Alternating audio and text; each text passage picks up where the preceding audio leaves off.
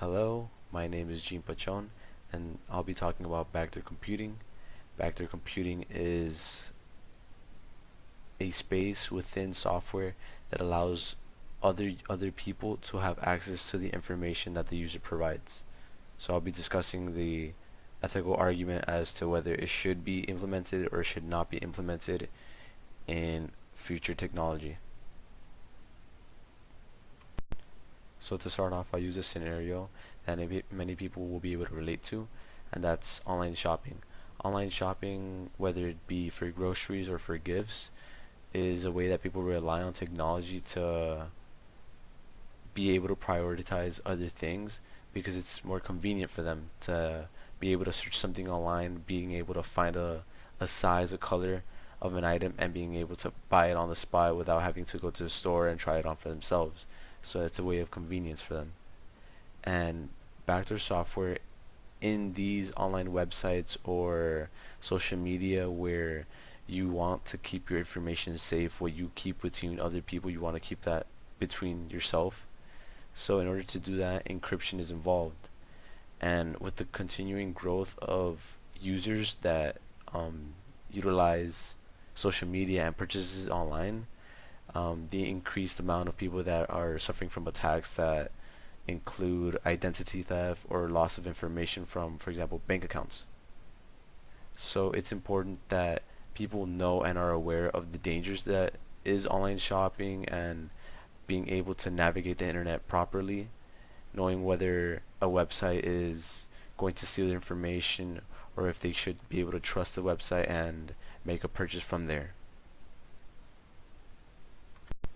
Okay, so with the growth of technology, people have begun to use it more frequently and digitize information, whether this be personal information, financial information, anything that can be categorized under social media. All the information is encrypted so that only the user and the website they're associated with have access to that information. Encryption uses algorithms that require vast knowledge in algebra and statistics in order to make a key where the user and the website are the only people that have access to that information. Backdoor computing uses these encryptions to keep the user's information safe and private. So it's important to value privacy, especially when it comes to the unethical standpoint of backdoor computing. So for the ethical standpoint of backdoor computing uses encryption that keeps users' information safe. Now, for example, banks that use online software have backdoors that allow developers to change code to do maintenance on their software while the program still works, while the program is running, while users are using it. The way that TeamViewer works is that TeamViewer generates an ID and a password every time you open the software. You give this information to the person that you want to give access to your computer, and they're able to do maintenance as usual. Now this is great, for example, if you're out of country or simply need maintenance from a technician. This is a benefit to society as it gets the job done, and it gets the job done efficiently. Now, if you're hacked via a virus or a website doesn't seem reliable and you provide your information, your bank account information, if this website doesn't have an encryption, it leaves a back door open for people to steal your information. And if they take, for example, your personal information and your bank information, this might lead to them having information to your email, and which it can lead to losing more information. So it's important who has access to the back door, and knowing whether this piece of technology is safe to use. This is just a picture of what an unreliable backdoor can do. And if you lose your information to a hacker that, for example, steals your information via an open backdoor, this can lead to blackmail, them stealing information, them being able to harass you and control you, or leaking information that you don't want, which can result in a loss of a job um, loss of family stability, etc. Cut. Okay, so the ethical standpoint of backdoor computing that involves the government is that the government is pushing the idea of having access to all digital information to keep the country safe. Now, what this would mean is that the government would be able to have a key, a master key, that is able to unlock any encryption. So they would have access to not only your messages, but online purchases, anything that's online, anything that's encrypted, they would be able to access it if in case there was an emergency where they needed your information to prevent a massacre or a disaster from happening.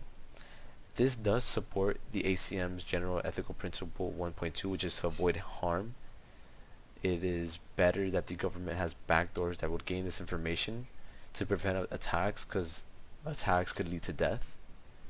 So a loss of life would be a downfall, would be a negative to society.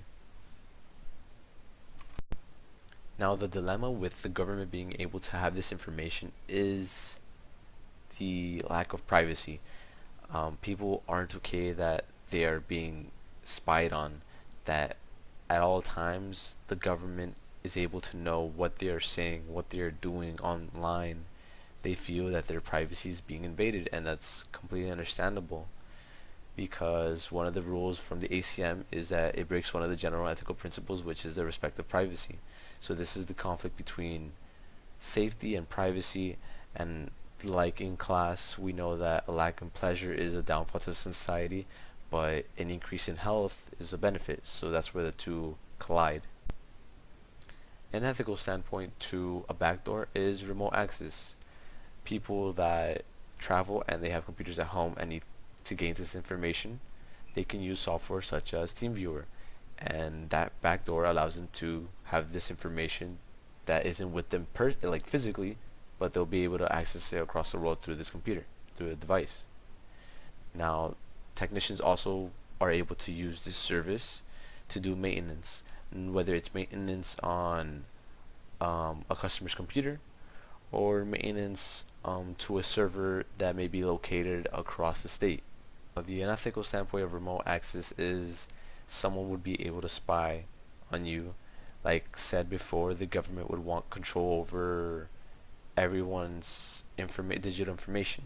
Now, for example, a hacker would be difficult for a hacker to have access to everyone's information, but if they can inject a person's computer with a virus and being able to unlock a backdoor through on a piece of software and then gain more information, being able to spy on them using a webcam, that breaks their rules of privacy, and that's the dilemma with having a backdoor.